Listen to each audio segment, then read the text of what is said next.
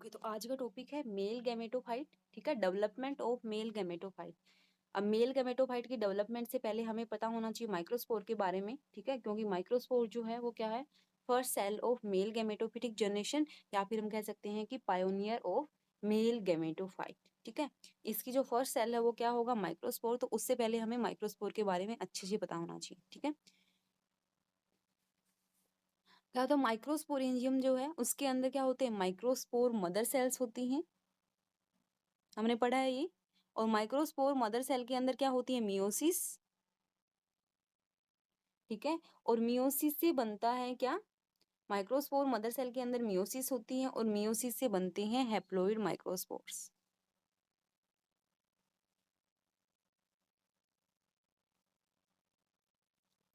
ठीक है, haploid microspore जो है वो फिर क्या करते हैं, मेल गैमेटोफाइट की फॉर्मेशन करते हैं। ठीक है, मेल गैमेटोफाइट की फॉर्मेशन करते हैं। और इस प्रोसेस को, formation of microspore from microspore mother cell is known as microsporogenesis, and the formation of male gametophyte from the microspore is known as microgametogenesis. ठीक है, अब क्या है, हैप्लोइड माइक्रोस्पोर बनेंगे by the meiosis in microspore mother cells. ठीक है, ये जो माइक्रोस्पोर्स होते हैं ये कैसे होते हैं, हैप्लोइड होती हैं, यूनिन्यूक्लिएट होती हैं और लार्ज नंबर में प्रोड्यूस होती हैं माइक्रोस्पोर मदर सेल के अंदर, माइक्रोस्पोर मदर सेल से इनसाइड द माइक्रोस्पोरेंजिया। ठीक है, अब क्या है, इसकी जो वॉल्स, मेजर वॉल लेयर्स होती हैं उनको बोलते हैं स्पोरोडर्म।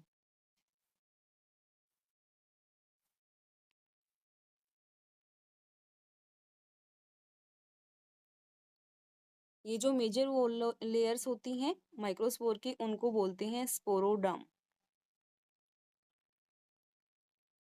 ठीक है, स्पोरोडर्म के अंदर कौन कौन सी है, आउटर मोस्ट जो होती है वॉल लेयर वो होती है एक्जाइन। ठीक है, और इनर मोस्ट होती है intine. Outer is exine and inner is intine. ठीक है, स्ट्रक्चर में दिख रहा है आपको, यहाँ भी दिख रहा है। एक्जाइन जो होती है उसका केमिकल नेचर क्या होता है, ये बनी होती है स्पोरोपोलेनिन से। ठीक है, स्पोरोपोलेनिन। और स्पोरोपोलेनिन जो है वो एक ऑर्गेनिक पॉलीमर होता है जो कि हाईली रेजिस्टेंट होता है। ठीक है, हाईली रेजिस्टेंट होता है जो कि प्रोटेक्ट करके रखता है पोलन ग्रेन को अनफेवरेबल कंडीशन में। ठीक है, ऑक्सीडेशन से भी रेजिस्टेंट होता है ये। ठीक है, नेक्स्ट है इंटाइन। इंटाइन जो है वो इनर लेयर होती हैं और ये चीफली कंपोज्ड होती हैं किससे, पेक्टोसेलुलोज से। ठीक है, उसके बाद जो है ये फर्दर डिवाइडेड होती हैं, जैसे एक्जाइन जो है आउटर मोस्ट वो भी टू मेजर लेयर से मिलके बनी होती हैं। Outer is exine, this is exine. ठीक है, और इसकी आउटर क्या होगी, आउटर है सेक्जाइन और इनर है नेक्जाइन। ठीक है, outer most exine, inner most intine. उसके बाद एक्जाइन के भी पार्ट है कौन कौन से, सेक्जाइन एंड इनर इज नेक्जाइन। ठीक है, उसके बाद नेक्जाइन जो है ये भी डिवाइडेड होती है किसके अंदर, फुट लेयर एंड एंडो। ये है नेक्जाइन, ये डिवाइडेड है, outer most is foot layer और इनर इज एंडो एक्जाइन। ठीक है, ऐसे ही सेक्जाइन जो है वो डिवाइडेड होती है, आउटर इज टेक्टम। ठीक है, एंड एंडोसेक्जाइन। ठीक है, outer is tectum and inner is endosexine, जिसके अंदर है कोलुमेला और बैकुला। ये है इसका स्ट्रक्चर। ठीक है, अब क्या है, एक्जाइन जो है आउटर मोस्ट लेयर होती है, उसकी सरफेस पे जो है वेरियस टाइप्स के पैटर्न्स प्रेजेंट होते हैं जो कि आपको यहाँ पे दिख भी रहे हैं। ठीक है, ये पैटर्न्स प्रेजेंट होती हैं और हम कह सकते हैं कि ऑर्नामेंटेशन प्रेजेंट होती है ऑन द एक्जाइन। ठीक है, outer surface of pollen grains. अब कुछ जगह पे क्या होती है, ये जो एक्जाइन है या तो अब्सेंट होती हैं या फिर क्या है, थिन प्रेजेंट होती हैं। ठीक है, उस जगह को, उसको, उस रीजन को क्या बोलते हैं, अपर्चर या फिर जम्पोर। ठीक है, जम्प और या फिर अपर्चर, थ्रू विच जम ट्यूब और pollen tube comes out during the germination of pollen grains. ठीक है, जिस टाइम पे जर्मिनेशन होता है पोलन ग्रेन्स का, स्टिग्मा के ऊपर जाके जब जाता है pollen grain through the process of pollination. ठीक है, तो वहां से वाटर अब्जॉर्ब करता है, अब्जॉर्ब करने के बाद वहां क्या होता है, जर्मिनेशन स्टार्ट हो जाता है उसका, और पोलन ट्यूब रिलीज होती हैं थ्रू द जर्म पोर, ठीक है।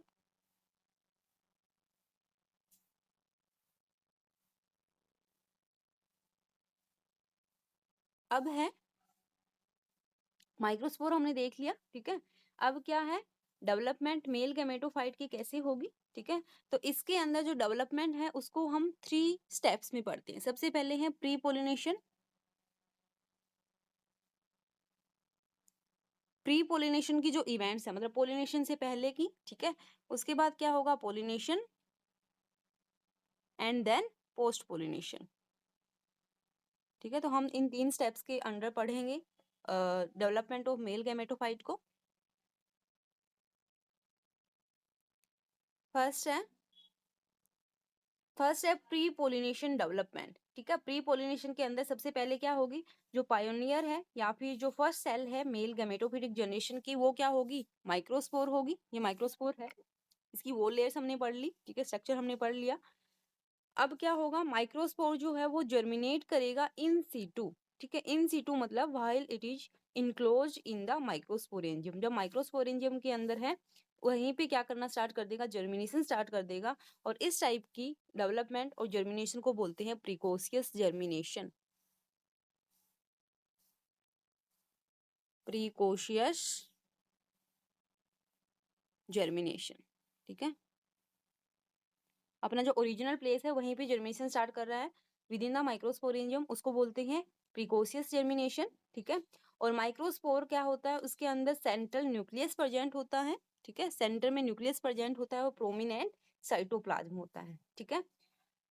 अब डेवलपमेंट के टाइम पे क्या होता है, एक लार्ज सेंट्रल वैक्यूल अपीयर हो जाता है in the centre of microspore, ठीक है। और इस लार्ज सेंट्रल वैक्यूल की वजह से जो न्यूक्लियस प्रेजेंट था सेंटर में, ठीक है, वो डिस्प्लेस्ड हो जाता है कहाँ पे, पेरिफेरल पोर्शन में। न्यूक्लियस जो है वो पेरिफेरी में डिस्प्लेस्ड हो जाता है due to appearance of large central vacuole, ठीक है। परियर टू माइटोसिस, माइटोसिस अभी नहीं हुई है, माइटोसिस से पहले ही डिस्प्लेसमेंट हो जाती है न्यूक्लियस की, ठीक है। उसके बाद क्या होती है, माइटोसिस। माइटोसिस से क्या होंगे, 2 डॉटर न्यूक्लियाई बनेंगी, ठीक है। 2 डॉटर न्यूक्लियाई बनी। अब इन 2 डॉटर न्यूक्लियाई के बीच में ओब्लिक वॉल की फॉर्मेशन होगी, ठीक है। उससे क्या होगा, अनइक्वल सेल की फॉर्मेशन होगी, ठीक है। ओब्लिक वॉल की फॉर्मेशन होगी, ठीक है। उससे अनइक्वल सेल बनेगी, लार्जर एंड स्मॉलर। जो लार्जर सेल है उसको बोलते हैं वेजिटेटिव सेल या फिर ट्यूब न्यूक्लियस, ट्यूब सेल, ठीक है। वेजिटेटिव सेल और ट्यूब सेल, ठीक है। और जो स्मॉलर है उसको बोलते हैं जनरेटिव सेल, ठीक है। बनी 2 सेल। अब मेजोरिटी ऑफ केसेस में क्या होता है कि पोलन ग्रेन्स जो है वो उनकी सेडिंग हो जाती है एंथर से एट दिस बाइसेल स्टेज। ये जो बाइसेल स्टेज है, generative cell and vegetative cell, इस स्टेज पे क्या हो जाता है, पोलन ग्रेन्स की सेडिंग हो जाती है एंथर से और माइक्रोस्पोरेंजियम से, ठीक है। लेकिन कुछ एक जनरा के अंदर क्या होता है, 3 सेल स्टेज पे शेडिंग होती है पोलन ग्रेन्स की एंथर से, ठीक है। ओनली 30% केसेस के अंदर होता है कि 3 सेल स्टेज पे होती है, बाकी 70% के अंदर क्या होती है, बाई सेल स्टेज पे ही शेडिंग होती है पोलन ग्रेन्स की, ठीक है। उसके बाद क्या होता है, उसके बाद होती है पोलिनेशन, रिलीज हो जाते हैं माइक्रोस्पोर, ठीक है। और रिलीज होने के बाद अब ये पोलन ग्रेन्स जो है ये ट्रांसफर होते हैं कहाँ पे, रिसेप्टिव स्टिग्मा पे, रिसेप्टिव स्टिग्मा पे ट्रांसफर होती हैं, ठीक है। और through the process of pollination, मतलब ये सेकंड स्टेप है पोलिनेशन का। तो क्या होता है, पोलिनेशन के थ्रू पोलन ग्रेन्स जो है वो ट्रांसफर होती है रिसेप्टिव स्टिग्मा के ऊपर। स्टिग्मा के ऊपर आपको पता है कि वहाँ पे मॉइस्चर प्रेजेंट होती हैं, ठीक है। तो ऑब्जॉर्व करेंगे मॉइस्चर को पोलन ग्रेन्स, ठीक है। और उनकी क्या होगी, स्वेलिंग होगी। उसके बाद क्या करेंगे वो, हाइड्रेट होने के बाद वहाँ से मॉइस्चर अब्जॉर्ब करने के बाद पेलिकल के स्टिग्मा के ऊपर जो पेलिकल्स होती है वहाँ से मॉइस्चर अब्जॉर्ब करेंगे, ठीक है। अब क्या होंगे, स्वेलिंग हो जाएगी उसके अंदर। तो पोलन ग्रेन्स की जो वॉल लेयर्स है उसके अंदर प्रेजेंट होते हैं प्रोटीन्स, ठीक है। और वो प्रोटीन अब हो जाएंगे रिलीज, ठीक है। रिलीज होने के बाद ये जो प्रोटीन है ये बाइंड करेंगे स्टिग्मा की जो पेलिकल है, ठीक है, स्टिग्मेटिक पेलिकल के साथ बाइंड करेंगे, ठीक है।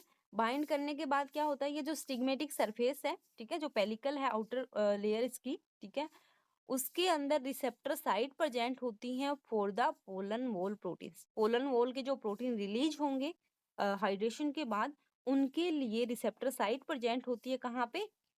स्टिग्मेटिक सरफेस की जो पेलिकल लेयर है वहां पे, या फिर हम कह सकते हैं स्टिग्मेटिक सरफेस पे रिसेप्टर साइट्स प्रेजेंट होती हैं for the pollen wall proteins, ठीक है। उसके बाद वो रिसीव करेगी उन प्रोटीन्स को। रिसीव करने के बाद क्या होगी, आगे की रिएक्शन स्टार्ट होगी, ठीक है। वो बताएंगे कंपेटिबिलिटी रिएक्शन स्टार्ट होगी, वो बताएंगे कि ये वाला पोलन ग्रेन्स जो है वो कंपेटिबल है जर्मिनेशन के लिए या फिर नहीं, ठीक है। कंपेटिबल होगा तो ही आगे की जर्मिनेशन स्टार्ट होगी, अदरवाइज उसको रिजेक्ट कर दिया जाएगा, ठीक है।